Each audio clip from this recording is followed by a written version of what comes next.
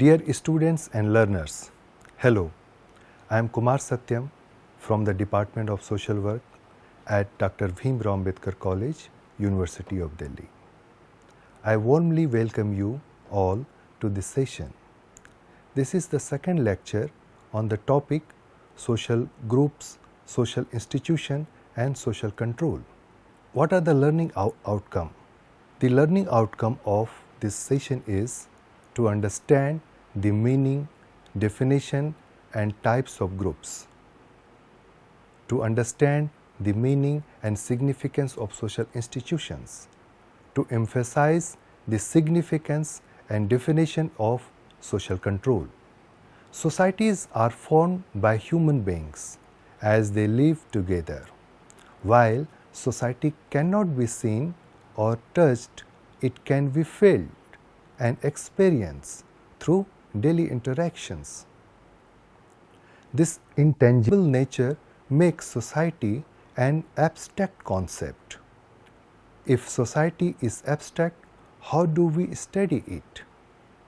From birth, individuals have needs that can only be fulfilled through interaction with others. Social relationships are formed by interactions which occur within social groups, where individuals interact with one another to meet shared needs. Through these groups, we experience society in a visible and tangible form.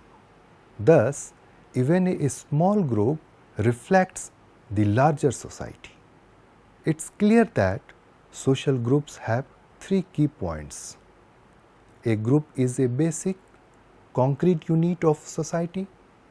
It includes two or more individuals. It requires ongoing interaction or social relationship among members.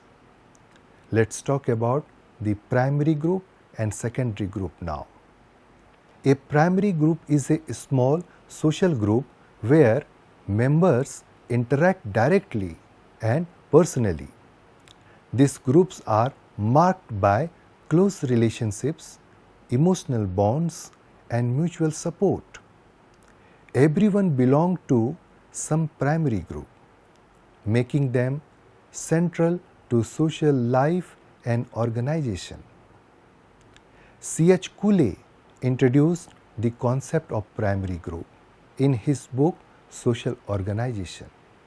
The primary group is based on face-to-face interaction, emotional connection, cooperation, loyalty, and shared identity.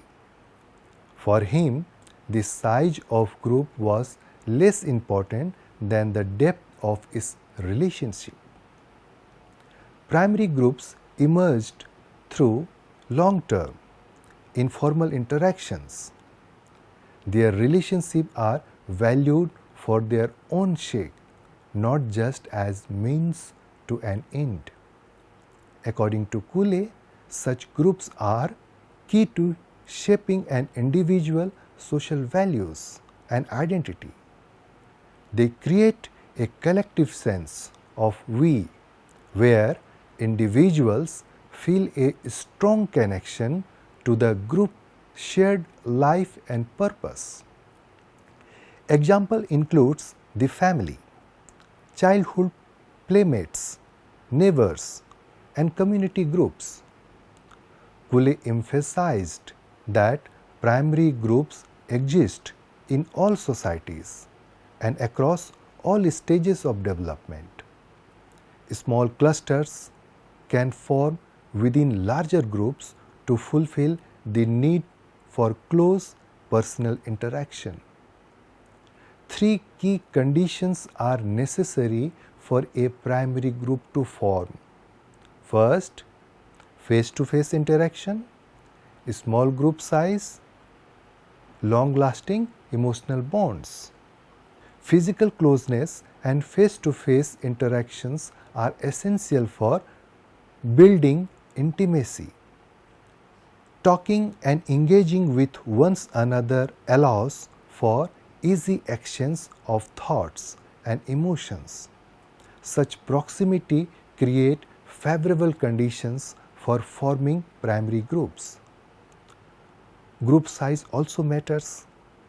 Meaningful interactions is harder in larger groups, while smaller groups encourage personal connections.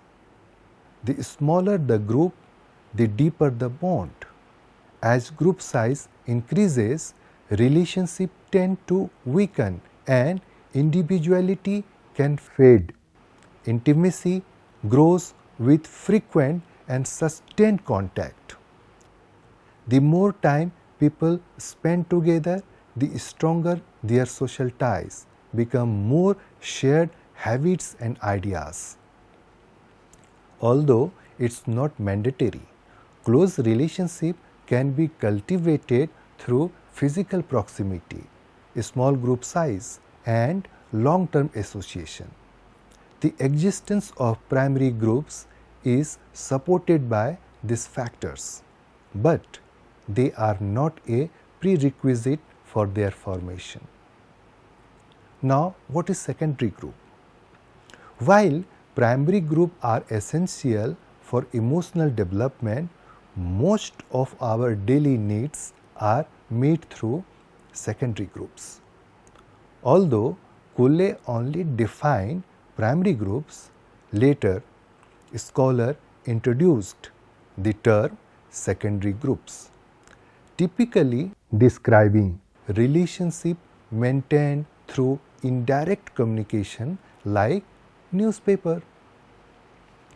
Secondary groups are formal, impersonal, goal-oriented, and involve limited interaction.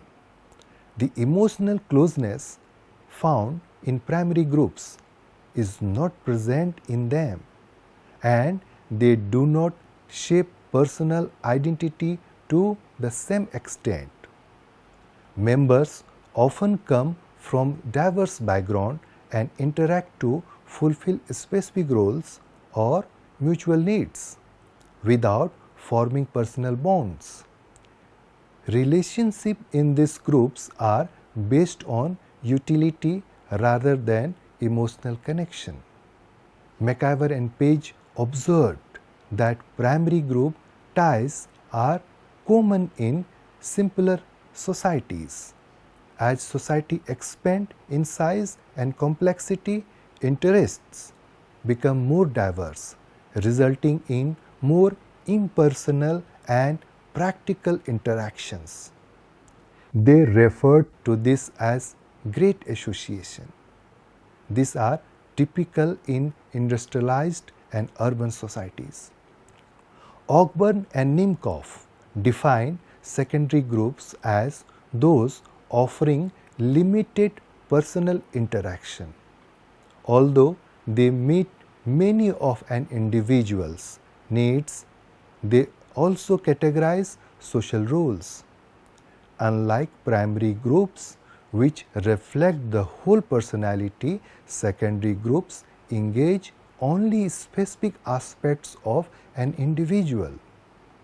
Now, let's discuss what is social institution.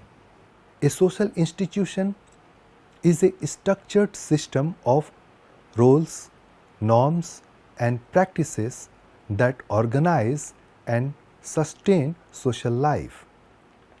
This includes political bodies like governments, families, languages, universities, hospitals, businesses, and legal systems.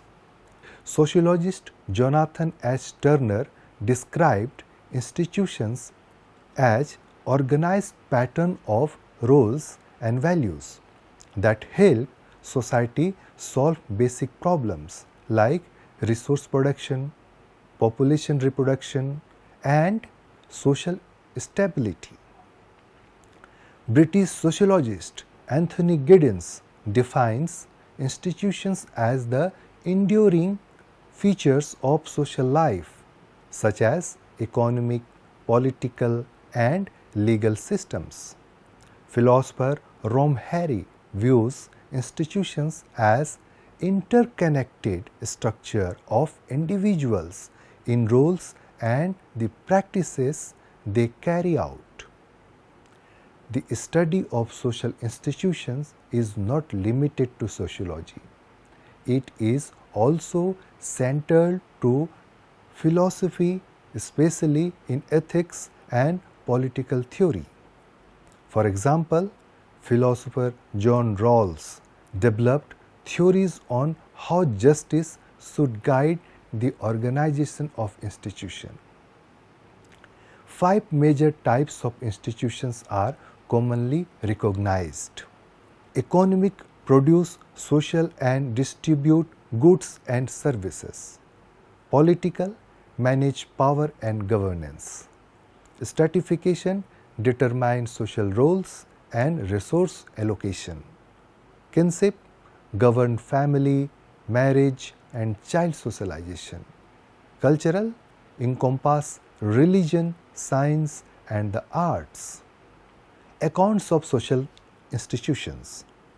To understand social institution, it's important to distinguish them from other social forms like customs, roles, rituals and norms. These are simpler components while institutions are more structured and enduring. Institutions also differ from complete social entities like societies or cultures. A society is generally self-sustaining. It produces its members, maintains territory, culture, language and education and manages itself politically and economically. Institutions, on the other hand, are usually part of societies. Many institutions are organized as formal bodies and some functions as systems of organization. For instance, capitalism is an economic institution composed of various organizations like multinational corporation. Some institutions also serve as meta-institution, meaning they govern or coordinate other institutions. As an example, the government regulates education, the economy, law enforcement and military through legislation. Now, what are the meaning and definition of social control? Social controls refers to the ways in which society encourages individuals to follow established norms and values. While people often views it as a way to make people conform, it has a wider objective of maintaining social orders and promoting shared ideas. McIver and Page define it as the way society sustains itself and adapt over time. Ogburn and Ninkoff describe it as the pressures of society applies to uphold orders and rules. Landis sees it as the process of creating and maintaining social order. Rorschach defines it as the planned and unplanned efforts by which individuals are guided or compelled to follow group norms and values.